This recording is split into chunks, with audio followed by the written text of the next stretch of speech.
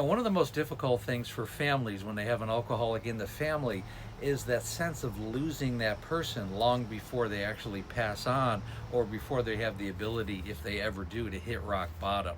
And there's always this kind of up and down with the emotions. You always have hope, and then time and time again, they fail over and over again, and to the point where, as a person, or just as a human being, you kind of have to back off and really protect your own emotions, because you become guarded, and you have to be, for your own mental health.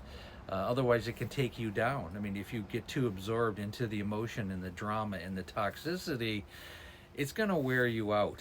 And I know in my wife's case, I mean, there's many times when she would go to a rehab, the third or fourth rehab, and she was back, and she would be her bubbly, kind, loving self. And then you'd come home from work, and she's on the couch, completely inebriated, you know, 2 or 3 weeks out of a rehab after spending 30 days and thousands of dollars, and all the hope, it just goes right down the sink.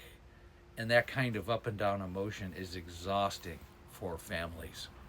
And what we're really talking about when a family has to go through these kinds of emotions is a stage 3 alcoholic. When someone has gotten to the point where they are deflective, they're in denial, and they're gaslighting. And I talk about this a lot, is when everything is someone else's fault, and they don't have the ability to take accountability and culpability. And it's really a protection. It's protection for the alcoholic, because the alcohol has become their solution to whatever their emotional issue is, their trauma, their depression, their anxiety, their stress, whatever it may be. So they're very guarded for the alcohol, whether or not they want to believe that.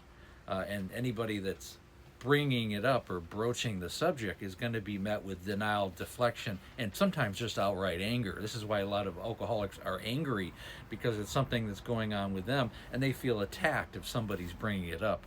When you have somebody at this point, as a family member, you really have to almost back off. There's not a whole lot you can do, and it will be exhausting to try.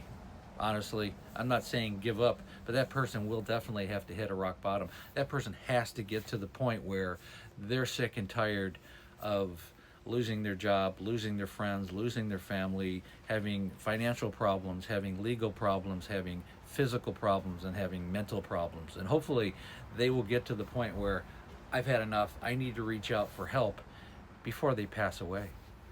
And I really talk about all of this for awareness, so it's so important for families to recognize when someone is maybe on level 2, where they've created this consistency over a period of time, and they're getting into a little bit of trouble, but the consistency is what you really want to look for. If someone is drinking on a regular basis, or binge drinking periodically, it's a problem that they're out of control, and they're starting to lose themselves. You want to get them before they get into the physical and emotional states that alcohol will do you, before they're addicted, before they're completely, before it's become their identity as a person. You want to get them long before that, because watching someone perish because of alcohol use disorder is not something I would want anyone to go through. And unless you've been through it, there's no way you could even have a concept of what we're talking about.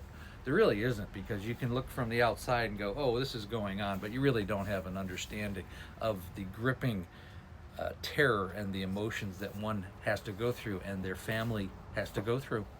And you have to understand, this video is really about the family perspective. Given it's a mental health disease, we understand that, but also what family has to go through when they realize that time and time again their loved one is failing, and they're likely not going to make it. Comes to a point where there is a mourning. I mourned for my wife probably 4 or 5 years before she passed away, because I knew one way or the other it was not going to end well. And you could try and keep trying, but you begin to lose hope over time as a family member. And then you have to get into the point where you got to take care of yourself, and you have to make really plans to take care of yourself. You have to have a life outside of this relationship. You have to reinvent yourself, very much like the alcoholic. There is a yin and a yang, and there's only so much you can take as a family member. And I hope this resonates with families.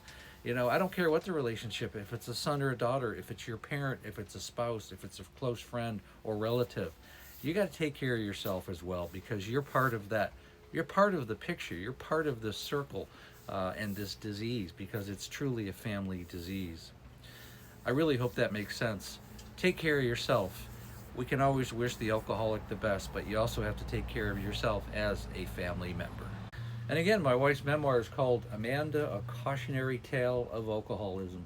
Again, we were married for 25 years, and she passed away almost 5 years ago. And so much of it tells the story of the struggles of each level of alcohol addiction and what she went through, obviously, and what our family went through ultimately. It's an important book because it's from the family perspective.